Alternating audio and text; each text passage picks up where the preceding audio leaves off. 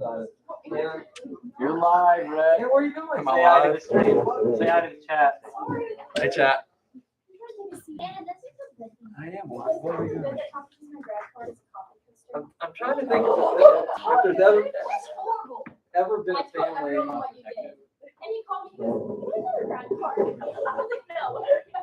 You better bring one, or I'll bring the coffee stand. What's the third Ruffet? Third Ruffet descent. I think the Lone family had 3 in Thesis, but this they're tying the Lone family.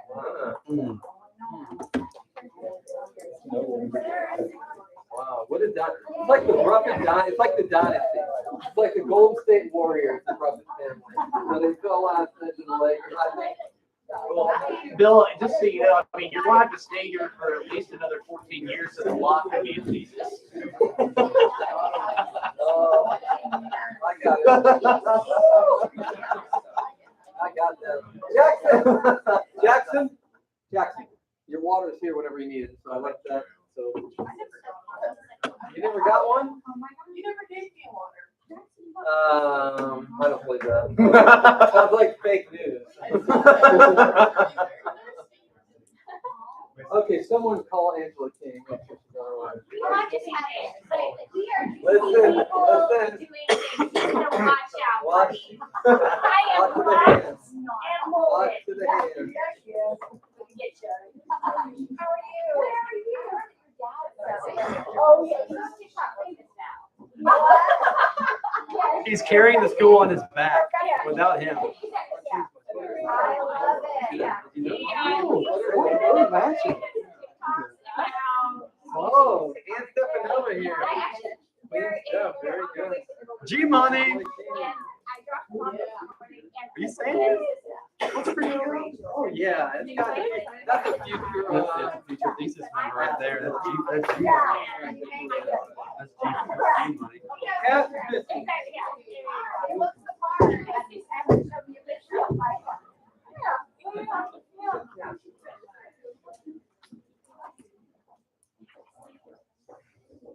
I could make so many Buffett jokes. Buffett dynasty, legend, legendary Buffett family.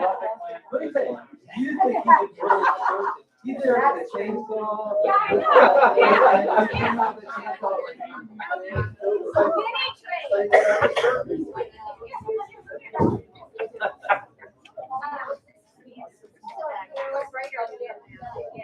Did they take your chair? No, I should pick one. Yeah.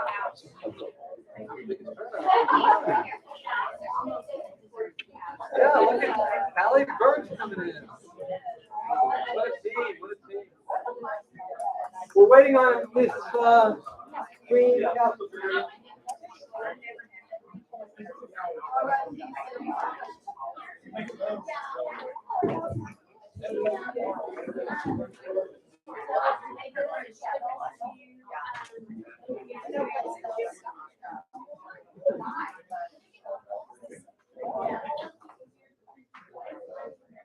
That would actually be a good money-making venture. Oh, Like charge a couple $100. You'd be like, hey, if you want to have Okay. Which one? I did another practice evaluation. I slowed down a little. But I'm just gonna go like this one. I can see a white man. I got 2 minutes. I'm wondering about that family.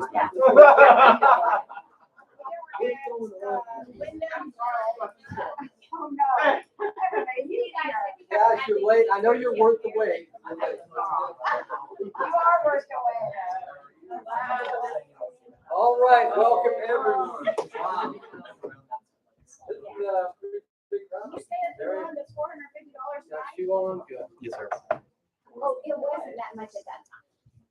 So, welcome everyone to day 8, and today is going to be a special day with Everett and Jackson back to back.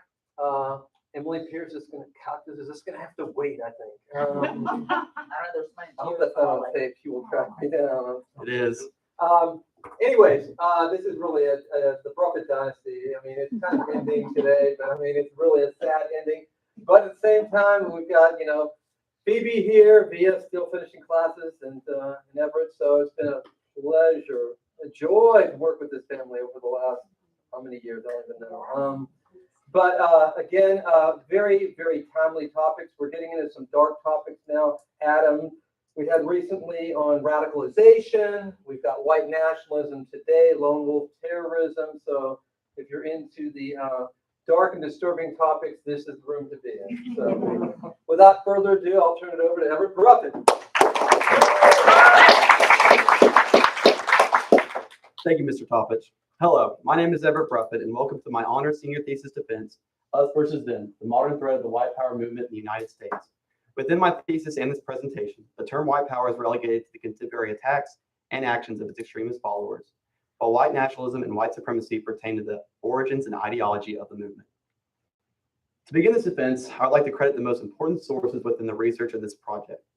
Kathleen Ballou, an associate professor of history at Northwestern University, is the leading expert within this field, and her book titled Bring the War Home was particularly helpful in delving into the movement during the 1990s. Her editorial work within A Field Guide to White Supremacy was influential as well, assisting me in understanding the complexities of white power and its ideological motivations. Two organizations that specialize in extremism, the Southern Poverty Law Center and the Anti-Defamation League, work towards battling hate within America today. Their databases and publications were crucial in understanding how white power damages American society and politics. The scope of this presentation begins with post-World War II America. After the conflict, racial dynamics in American society began to be questioned because of the service of minority soldiers.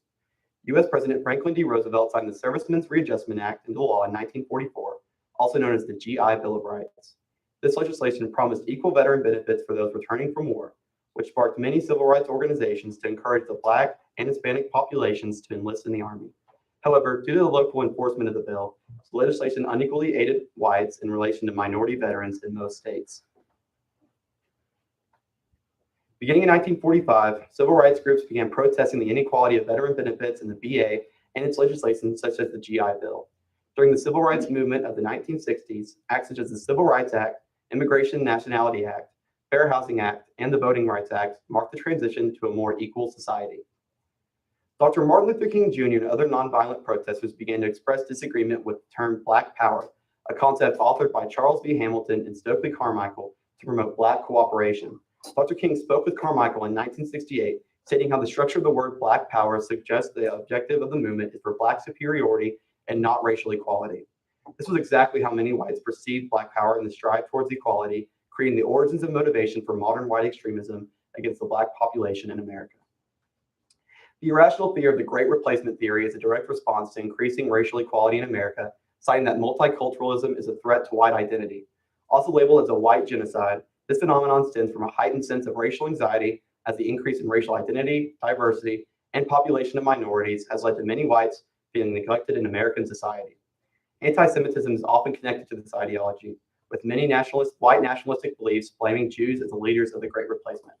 According to the idea, the weak minority population is becoming more populated within Western Europe and the US for the global Jewish population to consolidate political and social power against the white race. White power organizations can be differentiated into factions, including but not limited to traditional white supremacy, neo-Nazism, Christian identity, racist skinheads, and neo-paganism. Traditional white supremacy centers on the ideological origins of American white supremacy. The most prominent white supremacist organization is the hate group of the Ku Klux Klan, or KKK, split among different groups today. The first formal meeting of the United Klan was in 1866 with a small group of Confederate soldiers, aiming to serve as an organization that Southern troops could utilize to maintain the ideology of white supremacy in response to the end of the Civil War and the abolition of slavery. During the 1960s, the KKK was reborn in response to the Civil Rights period. Violence against the Black population increased to prevent equality for minority, especially during the integration of Black students in previously white exclusive schools. The KKK continued to execute bombings, assassinations, and other attacks, leading to the federal response of Operation White Hate Group. This policy lawfully persecuted members of the Klan and their leaders, prompting the total membership to decrease significantly. The Ku Klux Klan in its modern form is divided among numerous organizations, including the Loyal White Knights, Knights of the Ku Klux Klan, and the Mississippi White Knights. These contemporary groups have adopted a modern structure, including an online presence. Neo-Nazi organizations are another form of white power that is extremely popular within the United States. These groups derive themselves from the ideological support of traditional Nazi symbolism, Adolf Hitler and his party, and the preservation of the white race's virtue through violence. Neo-Nazism exploded in popularity through the establishment of the National Alliance by William Pierce in 1974.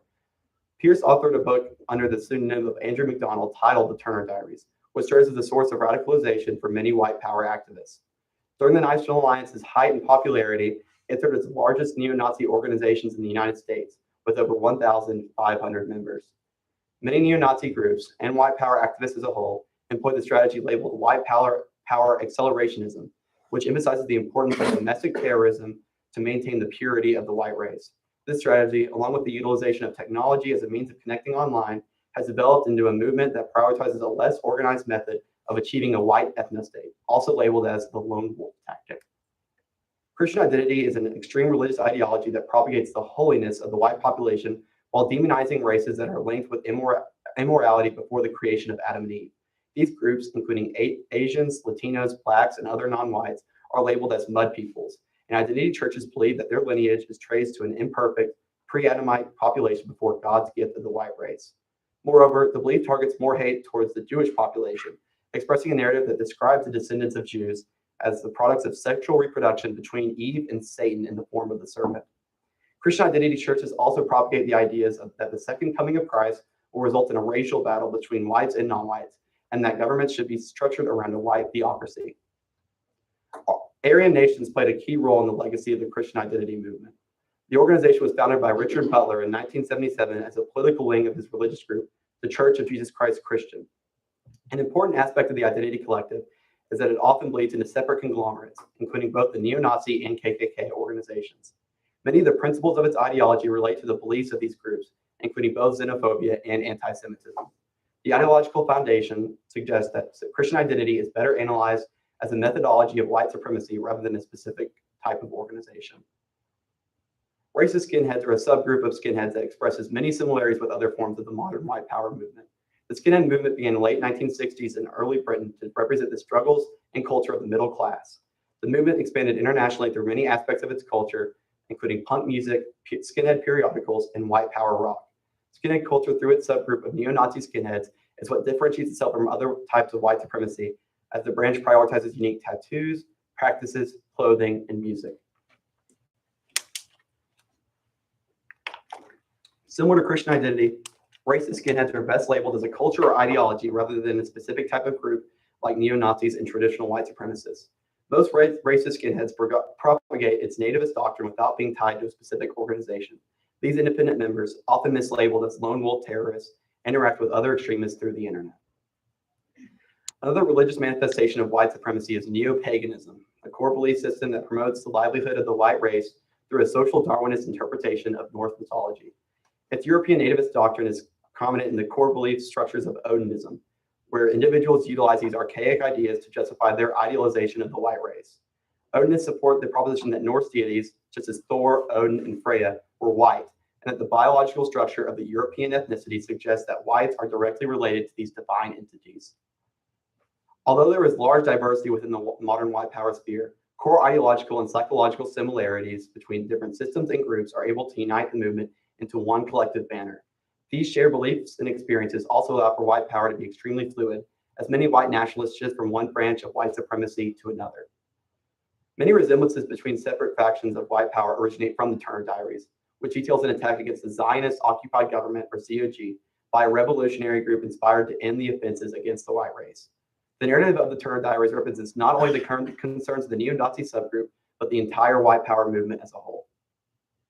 The ZOG theory began to develop into the imaginary ultimatum of a new world order, or the establishment of an all-powerful unification of elitist organizations that will result in Armageddon. The anti-government movement in America began to blend itself with white nationalism, with the particular outgroups of minorities beginning to be synonymous with the government. In 1986, the Bureau of Alcohol, Tobacco, and Firearms, or ATF, began to investigate the activity of Randy Weaver, a veteran who lived with his family in a compound at Ruby Ridge, Idaho, and had ties to white supremacist beliefs and illegal arms trafficking. After being caught selling illegal firearms, Weaver was arrested in 1990. Not being given the correct court date, Weaver was not present in a court hearing and began to take refuge, which led to federal officials to seize the cabin. On August 21st, 1992, an altercation between federal officials and the Weaver family resulted in the death of Randy's son and a federal official. The next day, Randy Weaver escaped his shed to find the body of his dead son. A sniper fired at him, which traveled through the door, killing Randy's wife, Vicki, who was holding her 10-month-old daughter. Weaver released a letter saying that his family had encountered, quote, a ZOG/New World Order ambush. Randy Weaver surrendered on August 31st, 1992, ending the 11-day siege. During his walk down from the mountaintop, more than 300 skinheads and other white power activists surrounded the base of the mountain in support of the Weaver family. The death of Randy Weaver's wife and child justified the anti-government motivation and isolationist lifestyle for many that defines white power activism. Ideologies and groups within this branch of domestic terrorism began to declare the threat of the government to the white race in response to Ruby Ridge. In May 1992, the same year as the federal siege at Ruby Ridge, the ATF began an investigation surrounding David Koresh, or Vernon Wayne Howell, the leader of a religious group known as the Branch Davidians in Waco, Texas, headquartered at a compound in Mount Carmel. Koresh emphasized the unique customs of the group, including an authoritative cult of personality and radical religious practices to worship himself as a savior according to the Christian faith. Despite its separatism, the Branch Davidians were not members of a white power organization. The Davidians were instead a diverse community united not by race, but by an apocalyptic religious ideology. The government filed an arrest for David Koresh and a search warrant of the compound at Mount Carmel in February 1993. A Branch Davidian letter carrier warned the Waco cult of the imminent action, and members began to arm themselves as they prepared to defend their separationist community. The Branch Davidians viewed the oncoming blitz by law enforcement as the beginning of the end times, reinforcing the apocalypticism of Armageddon within Branch Davidian beliefs. On the morning of April 19, 1993, federal officials inserted CS gas into the Branch Davidian compound, a non-lethal vapor that would irritate the skin, eyes, and respiratory system of those who inhaled the compound. The FBI planned to have the tear gas gradually increase while tanks shot Barrett rounds, non-combustible ammunition, at the Branch Davidians. David Thibodeau, a survivor of the event, later wrote that, by noon, the building is a tinderbox. A thick layer of methylene chloride dust deposited by the CS gas coats the walls, floors, and ceilings, mingling with kerosene and propane vapors from our spilled lanterns and crushed heaters. The whole place is primed like a pot-bellied stove with its vapor flung open. Suddenly, someone yells, fire.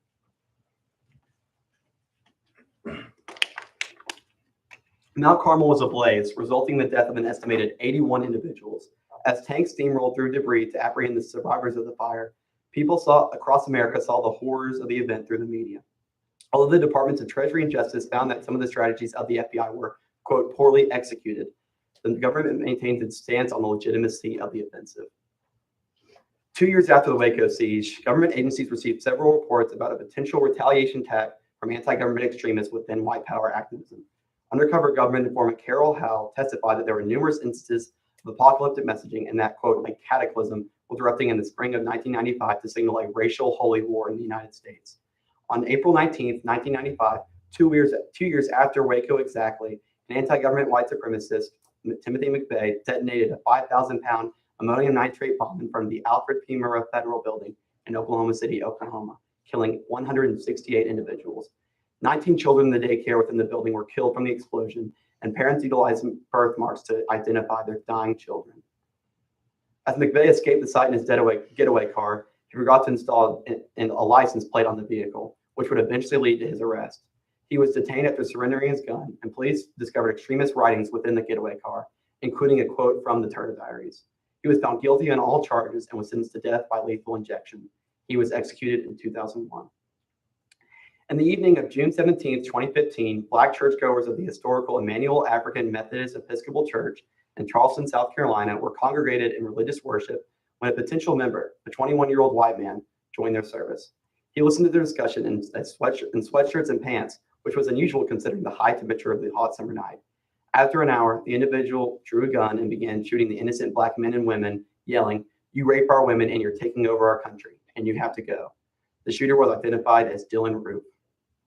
The Charleston Church Massacre is labeled as one of the most deadly acts of violence by domestic terrorists in the past 50 years.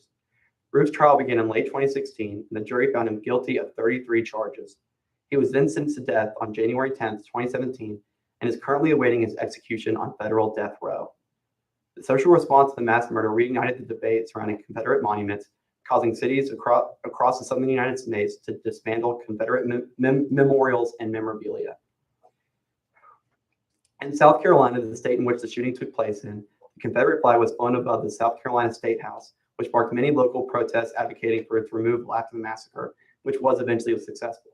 The town of Charlottesville, Virginia, home of the University of Virginia and the Confederate General Robert E. Lee Memorial Statue, saw protests championing the silencing of racist and hateful symbolism through the Confederate monument. Members of the white power ideology within the alt-right responded with violence. School office, Graham Thompson to the lower school office. Your brother Adam is waiting for you. Adam's waiting. Okay. In 2008, the term alternative right was first coined by Richard Spencer, president and creative director of a small white nationalist think tank.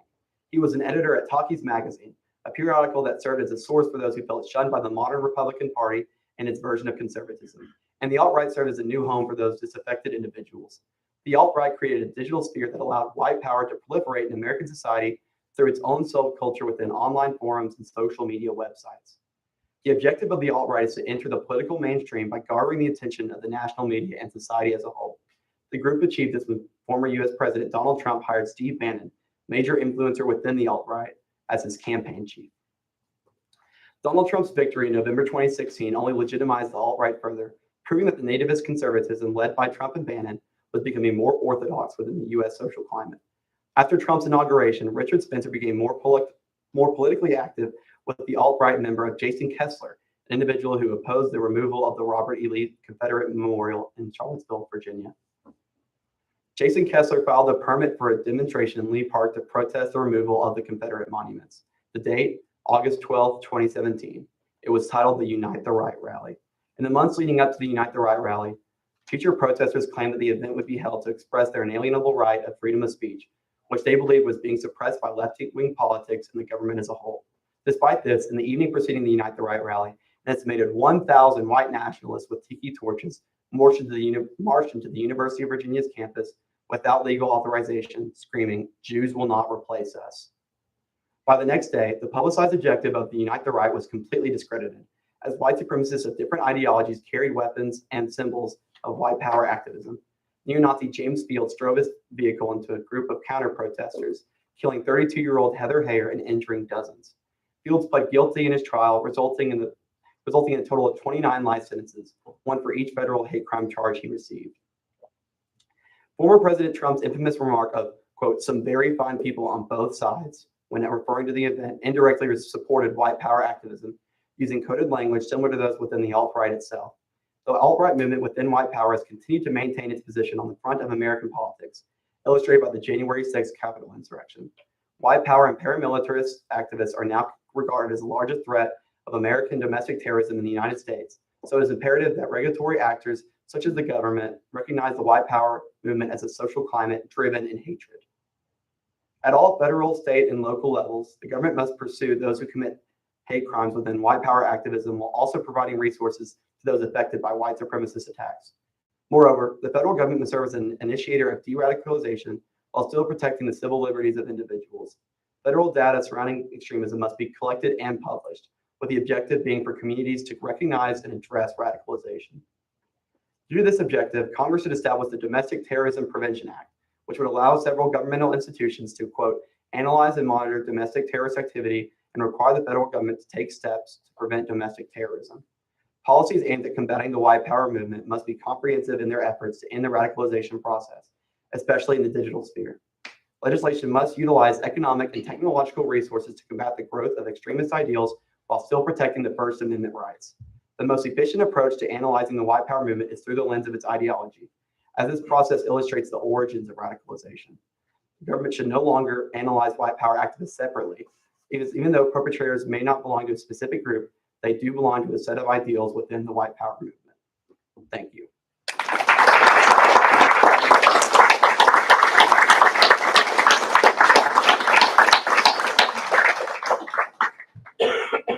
You didn't mention economics at all in the presentation. How much of a factor, variable, is economic marginalization amongst white communities in America today? And this kind of resonates a bit with, connects with Anna's presentation the other day. Does economics matter? And if so, What ways? I found that those in a lower socioeconomic class were most likely to become domestic terrorists in the future. A lot of it stems from minorities taking the jobs of those who are in the working class or lower classes. And it just kind of snowballs into they use minorities as a scapegoat of, a blame that these minorities are preventing them from achieving economic success. And so I saw that mostly those of lower economic classes were likely to become radicalized and likely to commit these heinous attacks. I'm gonna pass it on because I have like so many questions here. But I'm gonna follow up on this one. If you were, think of yourself like an FBI profiler, what would be like the type or the typical white supremacist? Well, or domestic terrorist, or if there is a difference? the interesting thing about that is that it's evolved so much over the years. I think the stereotypical white nationalist is, overalls and, not very formal, very Southern, not educated. But you're seeing a rise in those educated college white males who feel entitled and are committing these attacks or just these protests. It's best illustrated by Unite the Right, because that was an eye-opening experience for many, because they saw these weren't just, this wasn't just the fringe. This was in the mainstream of politics and the social climate. And as well as this, these were not, they were white males that were young and affluent. Yeah. And a part of that reason is through the internet. The higher economic benefits and them being able to access those websites, especially stormfront.org, which is the most prolific white supremacist website, that is able to connect them to this ideology. Great job, by the way. Oh, thank you. Yeah, sorry, I just got really excited. I forgot to say. No, thank you. Congrats. Yes. Thank you. Yeah. So then, kind of even to follow up on a second follow-up. Yeah.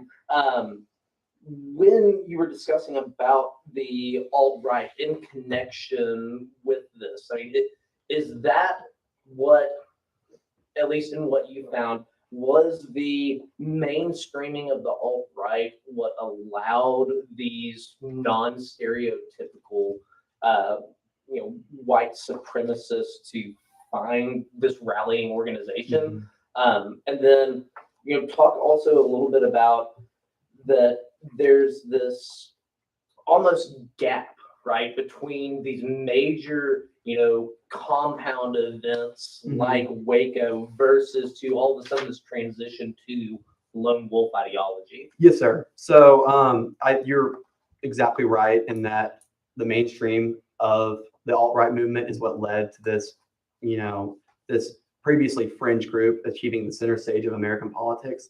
And largely that was due to both sides. So you saw Trump hire Steve Bannon, as I mentioned earlier, as his campaign chief, but then you also had previously Hillary Clinton, addressing the alt-right threat to America, and in doing so, legitimized them. And so, especially with, they had multiple campaigns of trying to achieve labeling these images as white supremacist symbols. So, I mean, most commonly it's like the OK symbol with fingers. I don't know if you guys have seen that, but many have accused people of holding that sign as being a white power, which previously wasn't. But through images like that and memes especially, they're able to kind of infiltrate the mainstream. And when people address these events within politics, it really does legitimize them and allows things like Charlottesville to happen. So that's why with ways to combat the movement, it's best to address the threat, but without discreetly, without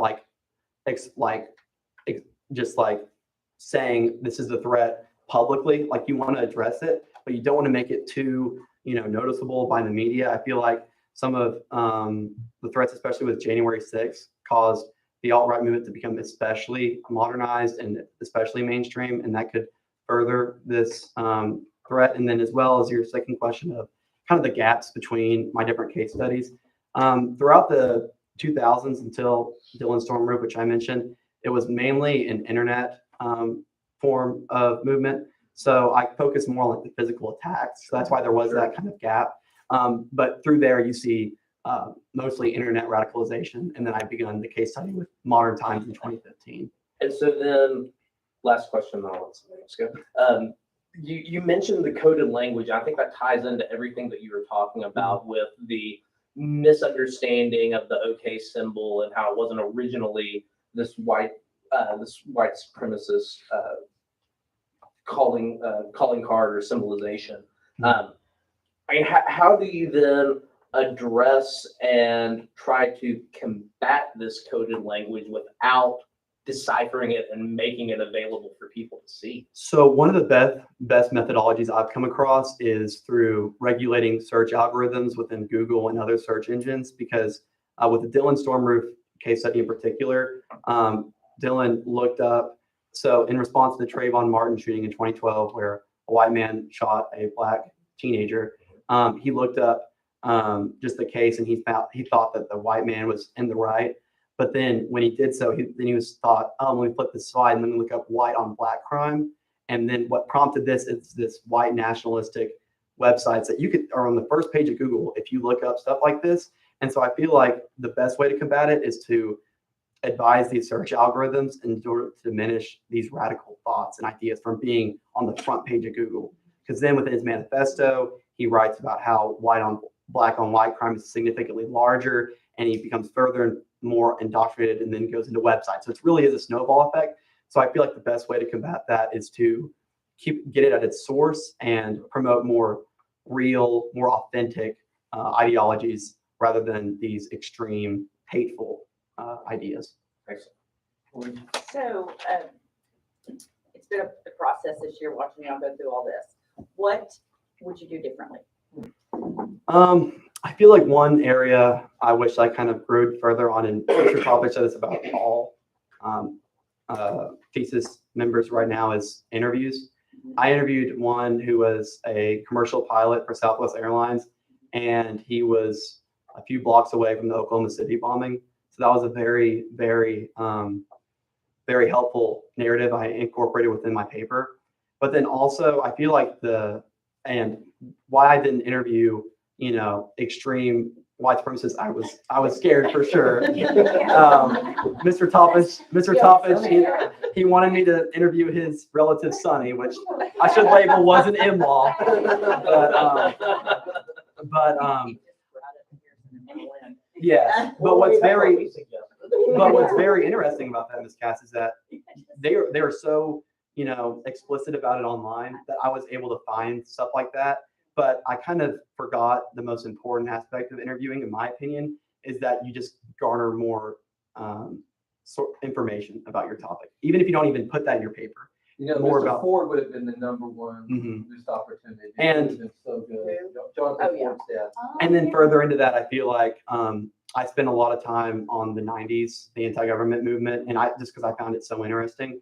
But if I were to do it again, I would focus on the modern, try and get that more developed earlier on. But I did appreciate this process a lot, and I learned a lot from it. And I hope to continue projects like this in the future. That's going to be my next question is this. So now that you've been through what you've changed, what's the biggest lesson that you take away from this? My biggest, this isn't even a policy recommendation, but a suggestion, is that individuals, not even white power, but individuals who commit these heinous crimes, we're seeing a lot of shootings happen recently, and it's on the cover of news and media, is that although they may be one individual and they're not tied to an organization, they are still part of an ideology.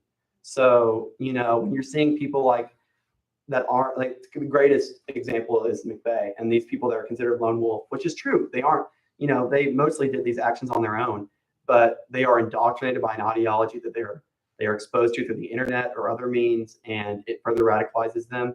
So I feel like with media or our own opinions of current events, we must analyze the whole aspect, paint the whole picture of why people commit these heinous acts, and not just persecute the individual, get them locked up, and then say it's all solved. That way we can start to see, I believe, a dismantling of these attacks. Great job. I've watched you mature over the year and all the reading and everything. You've done a great job. Thank you so much. Fantastic presentation, Rhett. Human geo question. What role do the changing demographics in the United States play in and the reaction of many of the white nationalists? So I'd say, like, as I mentioned earlier with Mr. Keller's question, the demographics within the white power movement evolved, but you also saw demographics evolve outside of that movement. So you're seeing minorities increase in populations across the US, and you're seeing white population diminish in popularity. It's estimated that I think in 2042 or some year around there, that the white population will no longer be a majority in the United States. And so many cite this as a form of racial genocide against the white race. And so I believe those demographics, and then you have some more like intricate things as well. Like I believe President Obama being the first Black president also radicalized many. So that demographic within the executive branch also greatly, I would say, accelerated this movement into what we're seeing today. Good. In a different area, do you believe that like our social media platforms, Twitter, Facebook, even, like YouTube, do you think that they have a responsibility to ensure that, misinformation and radical ideas like this are left out of, those platforms? I definitely believe so. And as I mentioned earlier, it's important to protect the First Amendment while regulating hate speech, which is difficult to do. And I do believe that if we implement policies in these private corporations like Twitter, we can be able to better suppress these ideologies. And it's especially prevalent today. Like, I'll never forget, I was just scrolling through Twitter, not even within researching this, but I found a video that this man posted online that he thought he was in the right. And he was screaming at this interracial couple that you're committing, race mixing, that's not allowed. You're diminishing the purity of the white race. And I saw that not even as a part of my research, but just on, Twitter. So it's also important, while I mentioned Stormfront, that these interactions and ideologies are present in the mainstream social media. It's more explicit in those websites, obviously, but you're still able to see hate speech like this across all social media platforms. So I do believe corporations do hold a responsibility of regulating speech like that. I have a lot of questions, but I'm gonna open up to the audience. It's such a large group, and I want to give them a crack at doing that. What's up, like? I said, this is kind of an interesting question. If you could have asked any indoctrinated white supremacist one question that would help your topic, what question would you have asked? Oh, definitely William Pierce. He was the man who wrote the Turner Diaries, and I use McVeigh as a great example, but it's a source of radicalization for almost every white power activist. And he passed away, and so having the ability to ask him, and what I would ask him is just, why? Why? Because that is what I tried to answer this whole. I went into it. I was like, I'm going to figure out why. And I think it's a very, very complicated question. I do believe there's a lot of influences, but I would just like to know what drove him to write, that specific work, because it really is just that story of Turner, and he's bombing the government. He believes that Jews are, replacing them. And so I would just think, how did he come up with that? I would totally ask him that. Yes. Anna? So I got to be on your peer editing committee. So I thankfully got to read your whole thesis because you're in those semesters. But I noticed that you didn't get to include your Fort Smith case study in your presentation, and I was wondering if you wanted to elaborate on that and talk about how it influences the bigger picture. Yes. So Fort Smith, that was a kind of like a passion case study of mine. It wasn't as prolific as Waco or Ruby Ridge or Timothy McVeigh and the Oklahoma City bombing, but it was so impactful because in 1983, you saw a sedation trial of 13 white supremacists in Fort Smith, Arkansas, this state, and they were all found innocent of sedation, which is basically meaning revolution against the government. And this trial was insanely corrupt. They had one of the members of the jury ended up having a relationship with one of the defendants. You had literally, they would bring in 2 laundry hampers full of weaponry that they didn't return to the white supremacists after this trial. And so what you saw after that was a man named Louis Beam. He he was the first man who coined the term leaderless resistance, which is now known as the lone wolf ideology. And so within this article, he suggested, 1 to 6 individuals within a cell. And he was even internet, he was very much the first modern white supremacist, if that makes sense.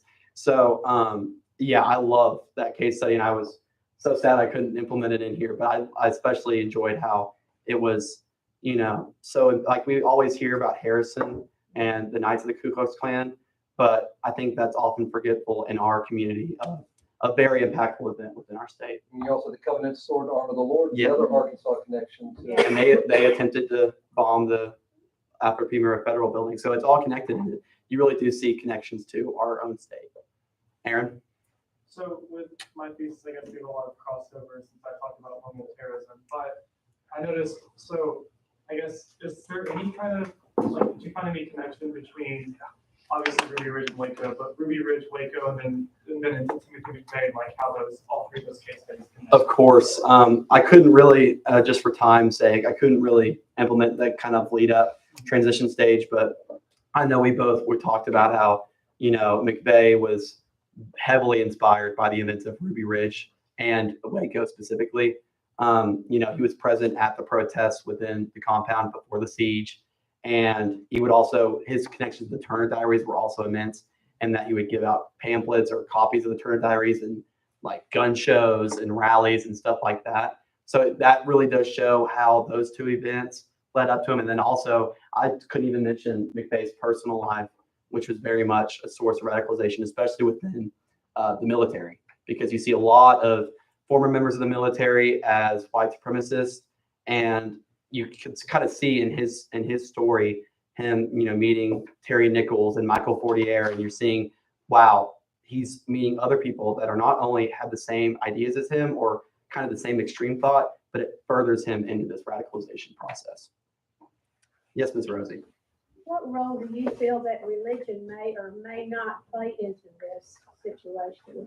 Religion plays a major role. Obviously, I mentioned Christian identity, which is the most prevalent, ties between religion and, white supremacy. And then obviously you have KKK symbolism of like the burning cross.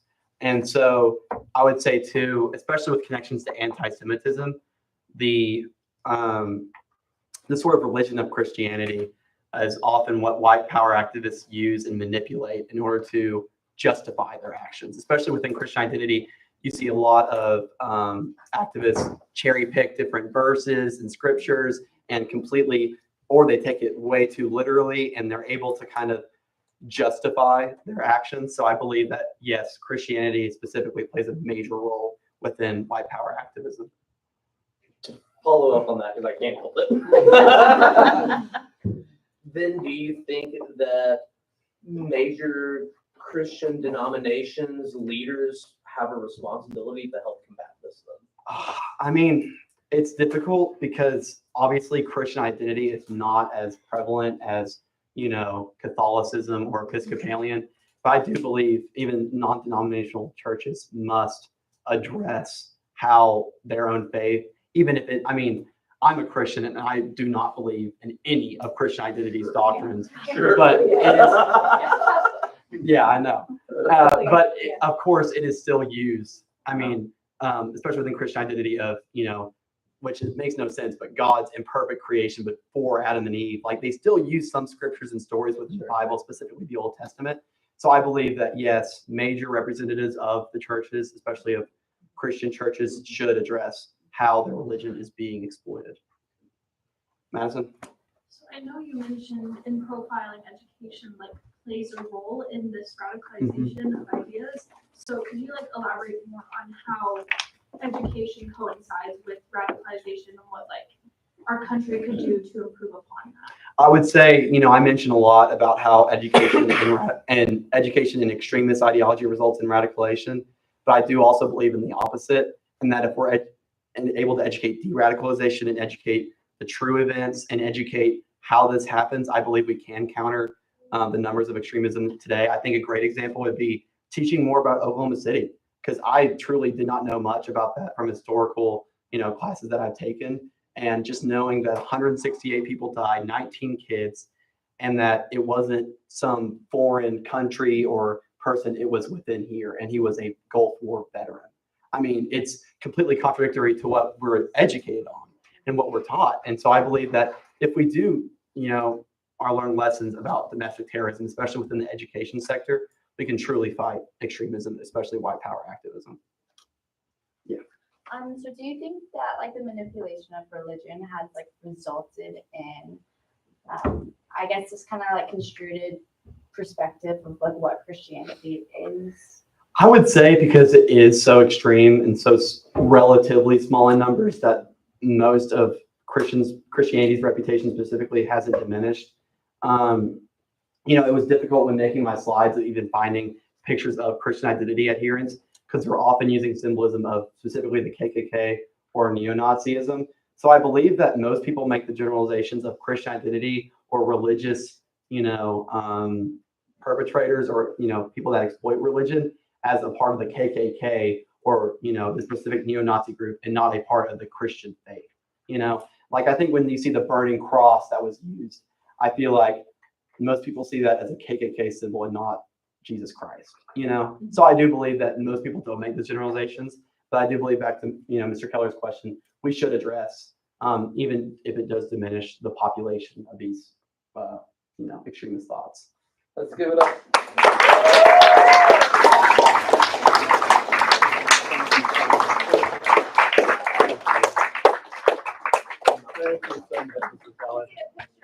Oh yeah, we're gonna do group photo and family photo. Thank you so much. Oh, we go, yeah. Like I said, I had about 5 of them.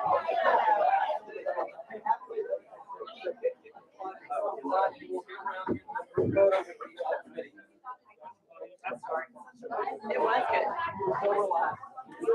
I started a little bit. You're fine. We'll get on. Yeah, do we want to do like we did last time, stagger it? Yeah. Okay, so, is this it? Is how we want it?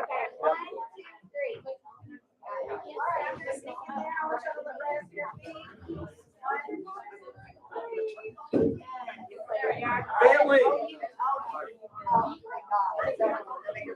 Ruffin family, let's get a photo.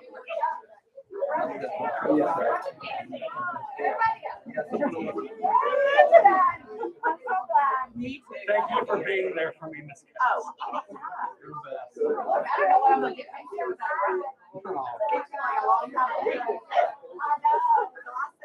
Ruffin family. Great way to start. Thank you. I recommended to Mr. College. I said, you need Mr. College a superstar. He did other committees, so I'm glad you did this. Thank you so much. Good job. Excellent job. Thank you. He might keep going. He might keep going. I don't know. Okay, we need family up here. Man. Fantastic. Watch out.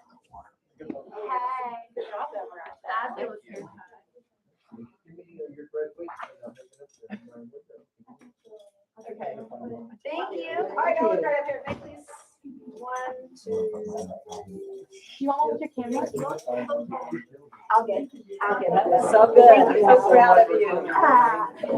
Mimi was so sweet. That worked out great. Thanks for coming. I think we just got cut off. I gotta think. Why? Like, You did so good. That was awesome. Okay, who's next? Jackson, yeah. Okay, what's yours about? Wait, it's only a picture of me, right?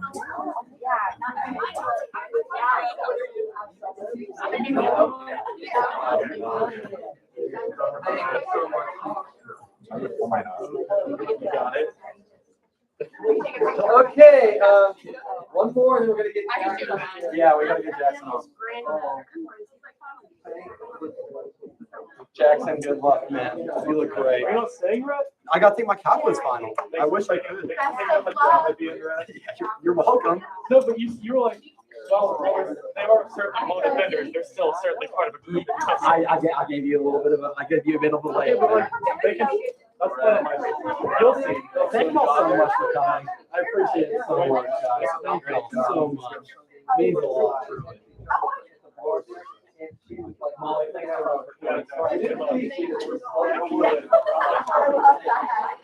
All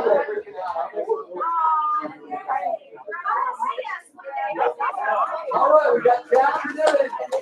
Three Jackson Evans fans.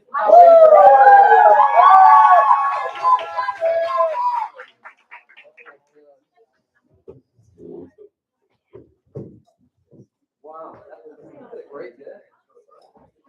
Where's your committee member? Oh, Miss Esther is sick. I think she's gonna zoom in.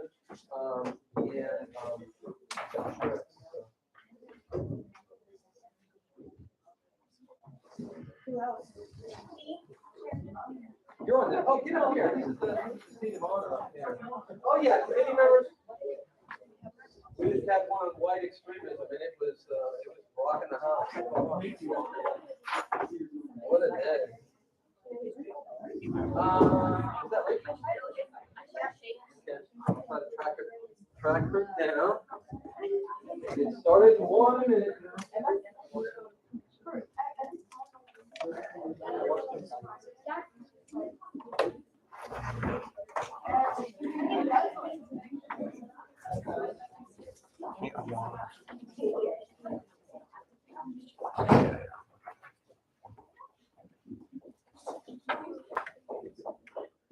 Okay. A few minutes late for it, right? Listen, day 8 is killing it. These are 2 awesome projects, awesome presentations. Listen, one of my favorite topics for thesis is when people will integrate music or film or art into a thesis project. And if they're passionate about it, again, I would tell underclassmen, this is something that can be really fun, impactful. Jackson, again, the horror film, right away, he was right on track. I think as far as getting a topic selected in the summer, started some groundwork on it in the summer. And I think this is our 3rd or 4th thesis project that has been film related. So again, he's going to do great things beyond the walls of Pulaski Academy. Let's give it up for Jackson Evans. Hi, my name is Jackson Evans, and this is my thesis, The Monster Within, How Horror Films Impact Race, Gender, and Sexuality. Starting off with my lit review, since my thesis is split into 3 sections covering race, gender, and sexuality, I decided to find books that cover all of these in horror films. So first I have Horror Noir, Blacks in American Horror Films from the 1980s to Present by Robert Armeens Coleman, which, as it says, focuses on Black representation within horror movies. Men, Women, and Chainsaws by Carol J. Clover focuses on gender and women within horror movies, more specifically in the slasher subgenre. And Monsters in the Closet by Harry M. Binshaw focuses on homosexuality in the horror film. So to understand how horror movies came apart, it's first most important to understand where horror came from. Horror can find its origins within ancient Greek ghost stories. However, and one thing you can look at to see this is Oedipus Rex, where in Oedipus Rex, he sees something so terrible that he ends up ripping his eyes out. Additionally, you can see this more in some plays by Shakespeare, such as Macbeth, which features witches, another very common horror element. However, what we know of as the horror genre today would not come about until Gothic novels started coming within the 18th century. Firstly, up here I have the picture of Dorian Gray by Oscar Wilde, which featured homosexuality so much to an extent where he actually got convicted of it after publishing this novel. Additionally, up here I have Frankenstein by Mary Shelley, which features the monster. There's a queer reading of the monster because the monster is shunned by society. Additionally, up here I have Jane Eyre by Charlotte Bronte, which, while it might not be a Gothic novel, features elements of Gothic novels within it, specifically in moments wherever she reflects on her femininity and womanhood. When she's reflecting on these moments, she is briefly interrupted by the Gothic nature of the novel. Horror has something to say about religion, science, foreigners, sexualities, power and control, class, gender role, sources of evil, an ideal society, democracy, etc. This is a quote I got from Robin Armeens Coleman after reading her book, and this is why I decided to take over this topic. We as a society learn all we know from media, whether it's news, televisions, film, etc. And because of such, it's important to understand the role and impact that this media has on us as a society. Starting off, my first chapter covered race within horror movies. One of the most influential movies that focuses heavily on race is the 1914 film The Birth of a Nation by E.W. Griffith, which can be considered the first epic. It was so influential at the time that it was even screened at the White House, and got endorsed by the president. However, this movie features grossly racist ideals within it. It features Black characters played by white actors in blackface. It promotes the KKK and the Confederacy, and was in fact made by D.W. Griffith as a love letter to his Confederate heritage. In the most infamous scene of this movie, Gus, a Black character played by a white man, decides to chase after a white woman after interracial marriage is legalized. However, the woman ends up jumping off a cliff because she would rather be dead than marry him. After such, the KKK catches up with him and ends up killing him. Doing this, the movie hero,nizes the KKK as well as villainizing Black men as sexual predators and devious. Shortly after the birth of a nation around the 1930s, the most common elements of horror movies became being featured in jungles. The first to do this was Nganji, a movie that actually sold itself as a real documentary.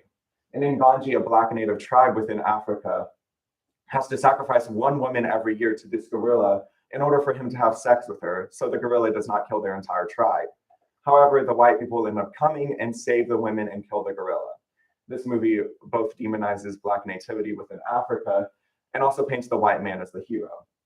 The most influential movie, however, to feature the jungle and a gorilla is in fact King Kong, wherein he sets his eyes out on a blonde white beauty that comes to their island after he has to be taken, after the tribe there ends up giving him a Black woman every year to appease his sexual desires. However, in the most iconic quote of the film, it is stated that 5 Black women are equal to 1 white blonde woman. A lot of people might not know the deep ties that zombies have with race. Zombies originally find themselves coming from Haitian voodoo. However, once white people necessarily found this out about this, they started to grossly misrepresent it. The first movie to ever feature zombies was the horror movie released in the 1930s, White Zombie, which featured a white couple going to Haiti for their wedding, and they end up being attacked by a voodoo master and his army of zombies. Additionally, we can see in Chloe, Love is Calling You, this gross misrepresentation of voodoo yet again. In Chloe, Love is Calling You, a Black woman's husband ends up being lynched, and she ends up stealing the sheriff's daughter as retribution. She raises the sheriff's daughter to believe that she is her own. And because of such, the sheriff's daughter cannot be with her lover, who is a white man, because of the one drop rule that stated that Black and white people could not marry. However, at the end of the film, it is revealed that Chloe is actually fully white, and her mom is killed.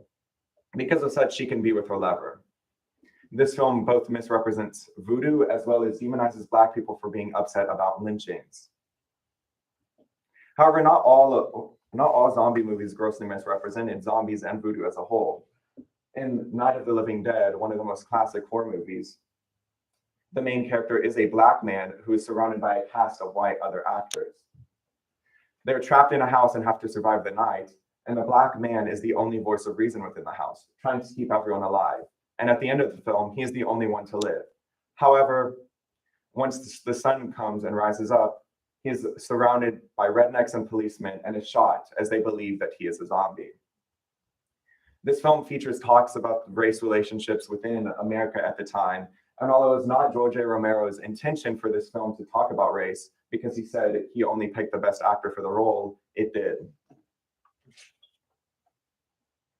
Another important part to talk about with horror movies is tokenism. There exists the stereotype of Black characters dying first within horror movies, and this has its roots way back in the 1930s.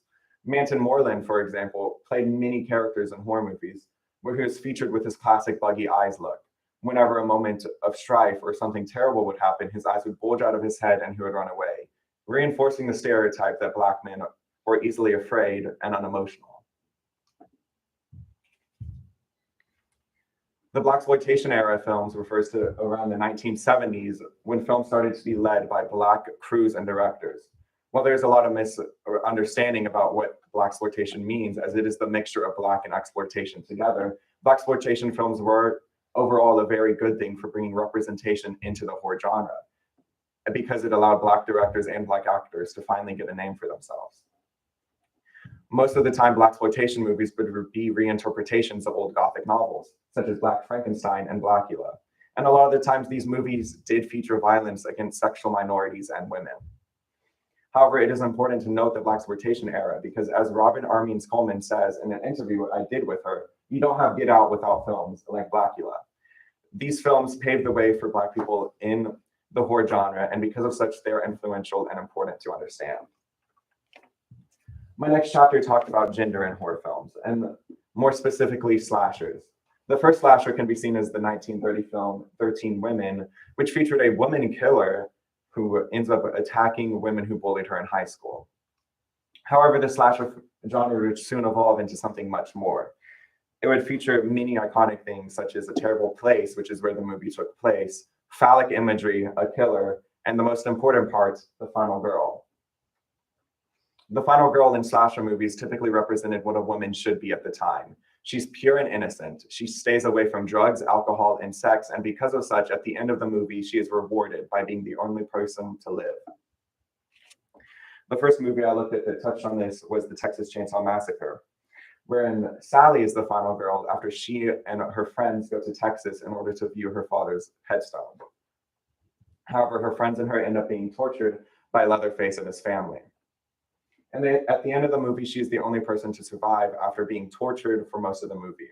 What's most important to talk about with the Texas Chainsaw Massacre is how the difference between violence against women and men.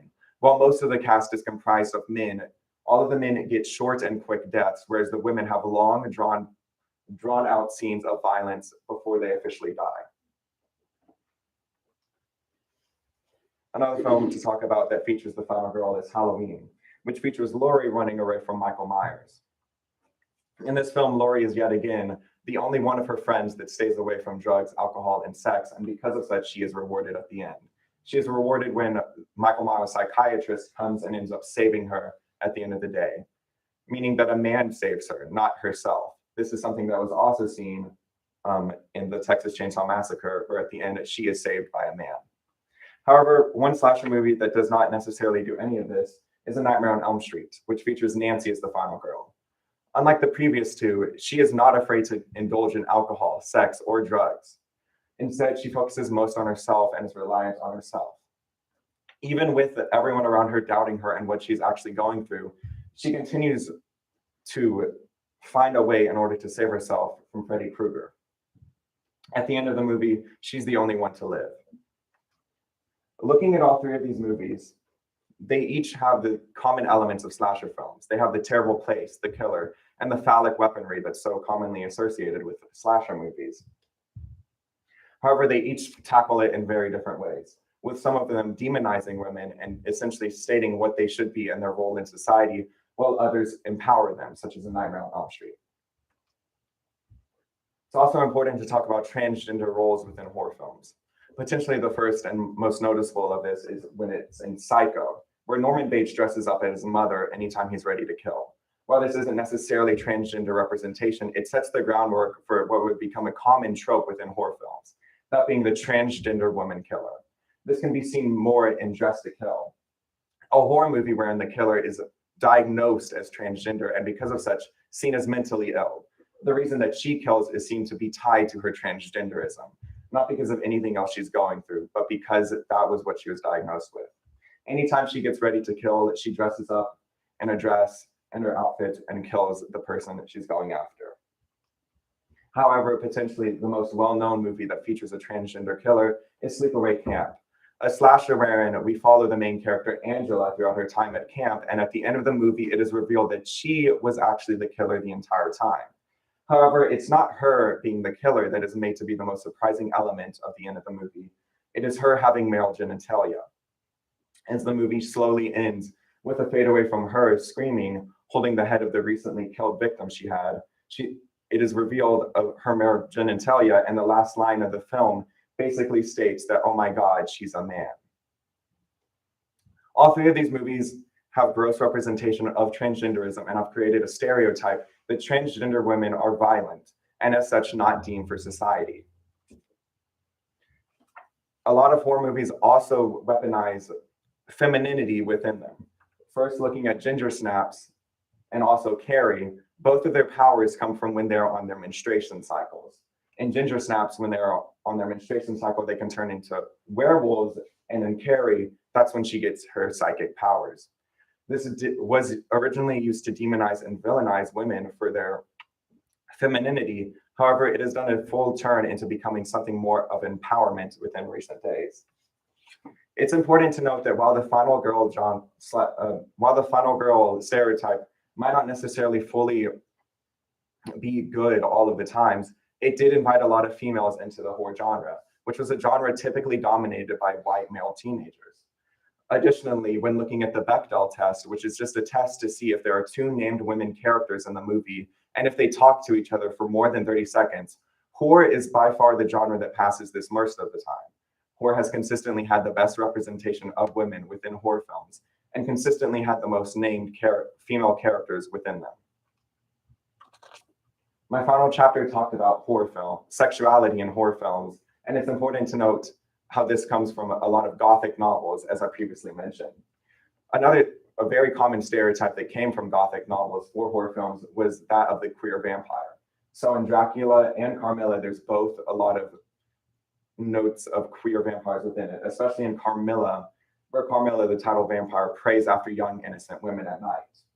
Obviously, as well, there's Frankenstein, which I previously talked about. During early Hollywood, there was such thing exist as the Hays Code, which was a set of guidelines that told filmmakers what they could and could not do.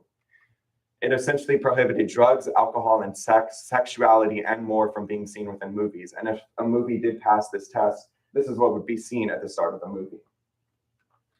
However, a lot of directors found ways to work around this. For example, James Whale, a 1930s director who was outly homosexual, created many films that had essentially homosexual characters within them.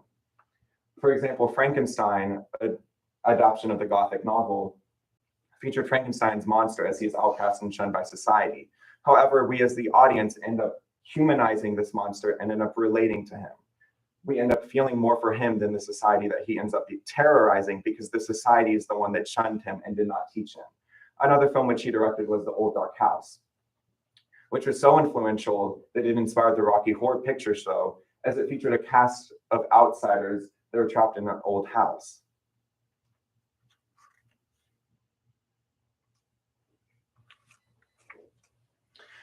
The queer vampire trend comes a lot further with a lot of adaptations of these Gothic novels. For example, in Dracula's Daughter, a reimagining of Dracula, Dracula's daughter, the title character, tries to find a way to get rid of her vampirism. She tries, but ends up succumbing to her will when she attacks a young female model that is at her art gallery that is modeling for her. What's important to note about this movie is how it talks about conversion therapy, with Dracula's daughter trying to get rid of her vampirism. The film essentially states that you cannot change who you are. In a lot of slashers as well, there's a lot of queer representation, such as A Nightmare on Elm Street Part 2, Freddy's Revenge, wherein the main character, Jesse, takes a feminine role as he takes the place of the final girl. In the film, during a sequence where he's haunted by visions of Freddy Krueger, instead of staying with his girlfriend and finding comfort in her, he instead runs away from her in order to be with his male friend, Ron. He ends up sleeping in bed with Ron because he feels more safe there than he did with his girlfriend. This obviously creates a queer understanding of the character. Additionally, in a lot of slasher movies, gay men are portrayed as predators and dangerous to society. In The Hitcher, the hitchhiker ends up preying on young boys at night that pick him up as he is hitchhiking. This is seen later during the AIDS epidemic with a lot of movies, such as The Lost Boys and An American Werewolf in London. In The Lost Boys, a motorcycle gang ends up feeding their blood to a young boy in order to make him a vampire. And in American Werewolf in London, Jack and David, the two characters, are attacked by a werewolf while they're hiking. Jack ends up being killed, but David lives. However, he ends up getting visions as he's slowly turning into a werewolf. In his visions, Jack tells him that he needs to take his own life and come to the afterlife with him, because he cannot change what he has become. These movies comment on AIDS at the time and how you should stay away from dangerous predators. Some more explicit, such as in American Werewolf in London, where they were technically attacked by a predator, being the werewolf. However, even with this, horror films have now found a large queer fan base and a large queer audience.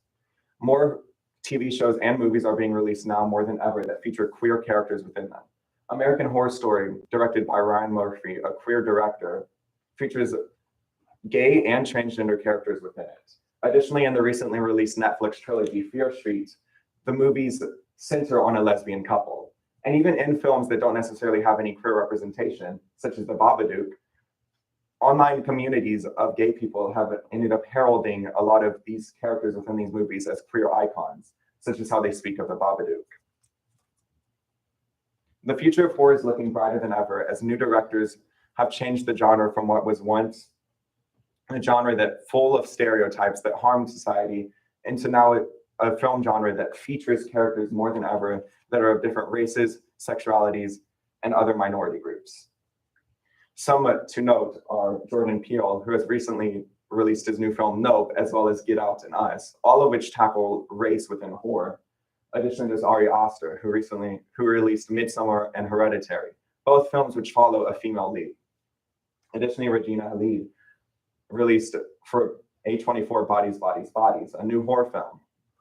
Because of such, women and Black directors are bursting into the genre along with queer directors, making the genre now one noted for its inclusivity. Horror's audience continues to grow, inviting new fans more than ever. While horror used to be dominated entirely by a white teenage male fan base, it has now become one well known for its diversity, with queer fans, female fans, and all alike. Additionally, horror has found itself being one of the most profitable genres, consistently placing well above the average movie at the box office and getting more movie than it takes to create the movie itself. However, with these new changes, there exists the idea of woke horror, that being that horror movies are now becoming too political and too social. People are stating that horror has had too much social commentary within recent years, and that it is doing too much in order to find itself in this new era. However, as I've shown throughout this thesis, horror has always had social commentary within it, and it has always talked about society at the time. Now that it is becoming more visible and more noticeable, we cannot silence it, and we must embrace it. Thank you.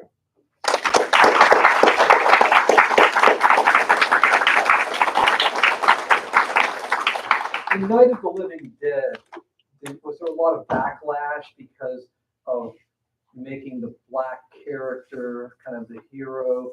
Was there backlash, or was this late enough where things were starting to open up and change? There definitely was some backlash, but I do think it was late enough to whereas if it was like released 5 years earlier, there would have been much more backlash because it was during mostly the civil rights era with a lot of the Black Power movement, etc. But he said it was not intentional. It was not intentional. In multiple interviews, George A. Romero has stated that he just picked who he thought was best for the role, not that he meant to comment on the social climate at the time. With the Blaxploitation, you've got Blacks playing a more significant role in the industry. Did we see something similar for women and queer directors, producers, people that took ownership over the making of films, or was that much later? Did it take longer? It was much later. There's obviously been sprinkles of like queer directors such as James Whale or female directors, but for the most part, it was still dominated by white men.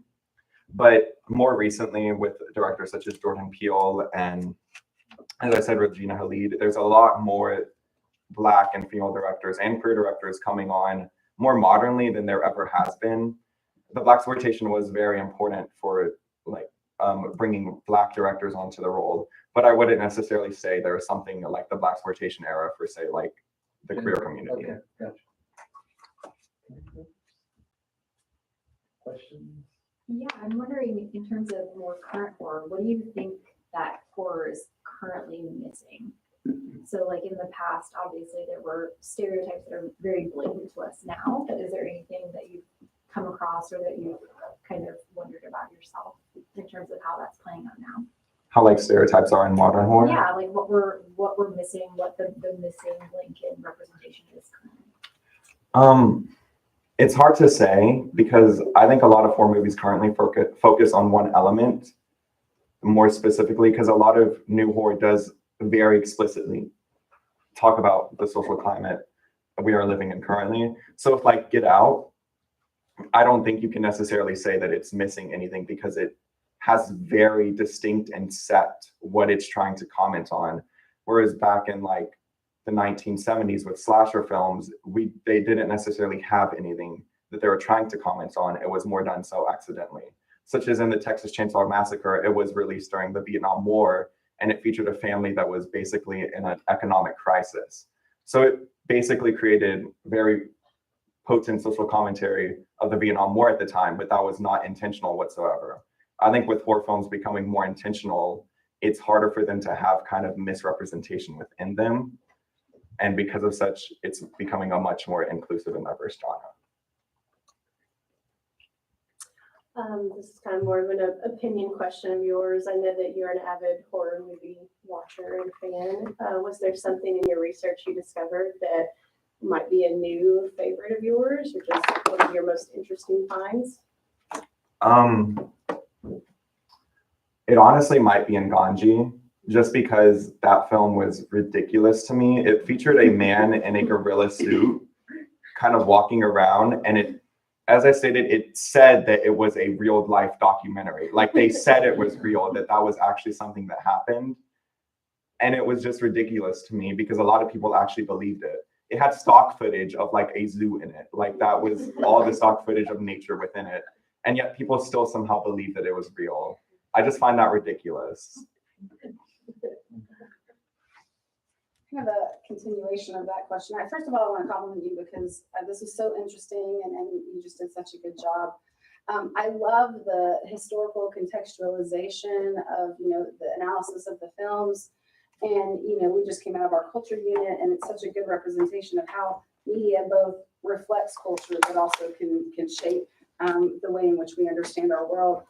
And on that, just kind of more of a process question, how did you conduct your research? Like, did you watch all of these films? Did you, do a lot of secondary source type of research? Was there more of a historical component? Like, I'm just interested about your process. Yeah, so my base guide were those 3 books that I talked about in my lit review. I ordered those 3 books during the summer, and they became basically the basis for all of my research because I would go to their bibliographies, find sources within them, and then I would use those sources as kind of my own sources. I'd find them and then I'd read them, et cetera, et cetera. So those 3 books were like the baseline of what all I did. But I did watch some of the movies. I watched more specifically some of the like ones I knew I would enjoy. So obviously I would watch like Halloween, I would watch The Nightmare on Elm Street. Some of them are like way too old that I was not going to do that. I did watch Nganji because I did find it, I think it was on the Library of Congress, and I just kind of skimmed through it. And that's just when I realized how ridiculous that movie was. Great job, good analysis. Audience question. Jasmine. So when you're talking about like your gender specific one that immediately popped into my mind that I kind of assumed that you were going to use, but you didn't, which I'm kind of glad you did because it's like the obvious one. It's like Silence of the Lambs when you have that the transgender killer. Mm-hmm. And then also, I talked about that in my paper, yes. Yeah, you have like Hannibal, who's the man that actually solved the case. So like I was just wondering like if you could elaborate on that a little bit more. On Silence of the Lambs? I guess.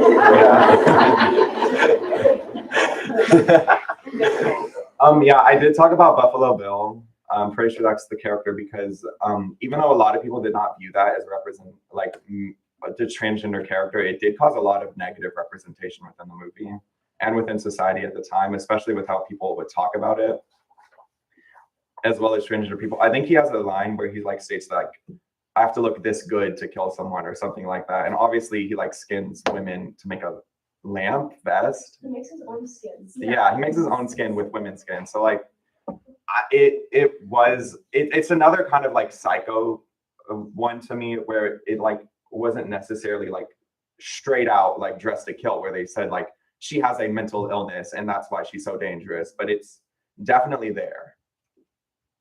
The trans always equals like mental illness or some sort of sociopathic behavior for a number of decades. So. Ishal? So as you talked about like how like some of the movies were becoming too woke and like including all these like social, like gender, sexuality, and race, do you think, was there a lot of backlash saying that these movies are forcing it, and like how like Yes. It's become kind of a thing modernly for a lot of people to look at movies and be like, they're forcing this representation. So obviously you have like Disney movies where they'll have like a lesbian couple kiss, and then you have like a backlash online because it's two women kissing, when in reality it's like 0.1 second long in a movie that's like 2 hours and 43 minutes. And people are saying that like that's forced representation and that they're trying too hard. It's hard to kind of try and include representation when no matter what you do, a lot of people will say it's forced, but it's still something that needs to be included. I think that's just a changing times thing. And I believe it kind of started after Get Out was released. That's when more people saw like the social climate being brought through horror movies. And that's when more people are saying they need to stop doing this. Why can't horror just be horror? But horror has always commented on the social climate of the time. Madison? So do you think it's possible for media to become separate from social commentary, or do you think horror is always going to be some sort of social commentary, purposeful or not? I think horror will always have social commentary, and I think no matter what, any media will always have social commentary within it. Media is a reflection of our time. It's consistently changing, and because of such, I think inherently it has that. But a lot of the times it does have things that are seen as accidental or might not necessarily be done through like actual circumstance, such as, and I said Psycho, like they did not, I'm pretty sure they did not mean for that to be like missing transgender representation. But if we look back on it modernly, it very clearly is. So as we consistently evolve as people, as a society, we're constantly going to see new kind of commentary within movies. Brooklyn? What advice would you give for someone, say, inspired by your thesis or your defense and is unfamiliar with the horror genre? What advice would you give to them in regards to the mindset when consuming horror?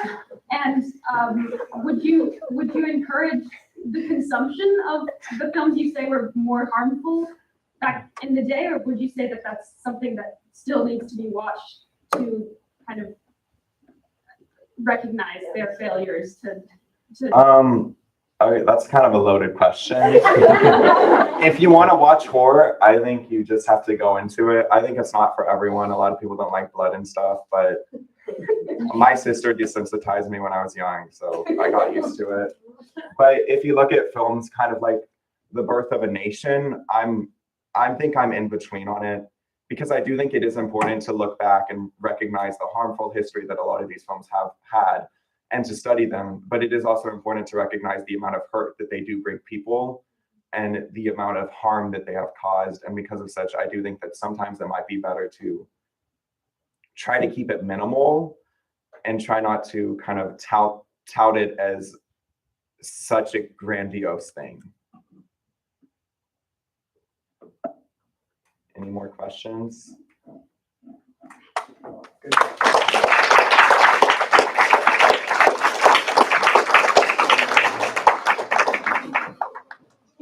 Good job. Go back to the first slide. Committee, let's come up for a photo, and then family after that. Friends after that. Ms. King has been our getting everything up. One more break.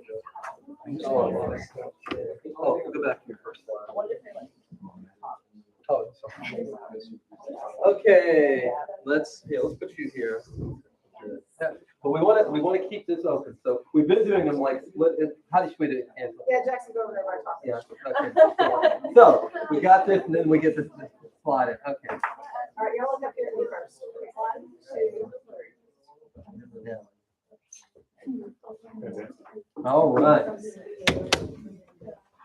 Jackson, can I get one with you real quick?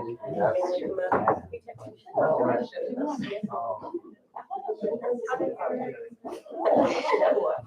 Thank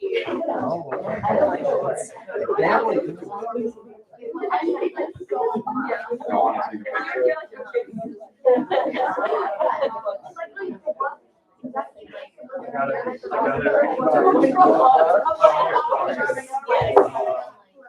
Make sure that- Why are you getting so far away? I don't know. Right there. All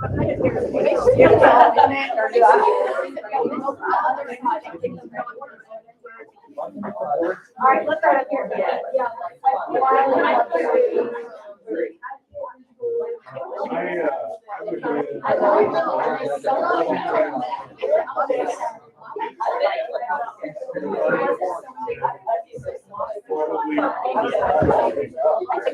Of course, yes.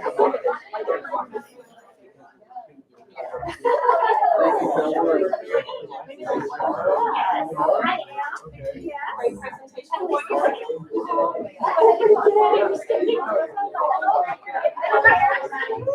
Great presentation.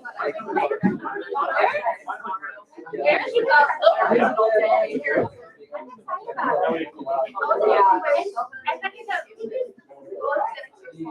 Really?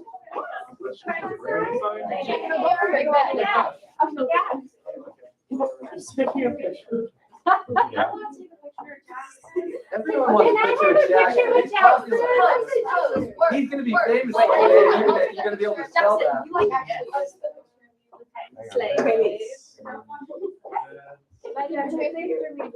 Jackson, will you put on the slide that has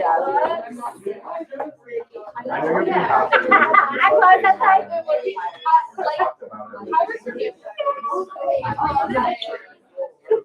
You did such a great job. It was so conclusive and excellent. Oh yeah, I was like,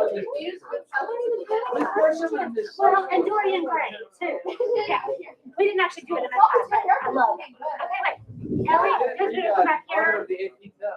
In on an environmental issue. If you China, how hard is that? Okay, What no, was it's China? not, but Did you it's get boring. Everyone knows China's got. Yay. So good, having Yeah. fun. I'm Yay. so happy it's done. So happy. Awesome. Thank you. Okay, no, it's tickling me. Like, I'm here because, like, so much technically, like, you know, I know, but like, it's crazy. I'm not gonna have anything. Okay, I didn't have it in I know it's fine, but like, I'm so you want one? How am I allowed to like? That's so popular, Jack. You're so popular. Well, everyone left me with a call. Am I going to send you a gift? You bet you're not. It was, it ate so you actually like that was so I felt like smiling, I almost teared up because like I get so like emotional like that was just and you answered like the first so good. Like honestly like I was gonna something like how when something within like the area you touch and like nobody told me like I kind of hard to yeah like I want to something like that. I recommend doing it because it's way more fun than doing like the relationship. Sorry, bye. Like yeah. Do you want to watch horror movies now? I want to watch all the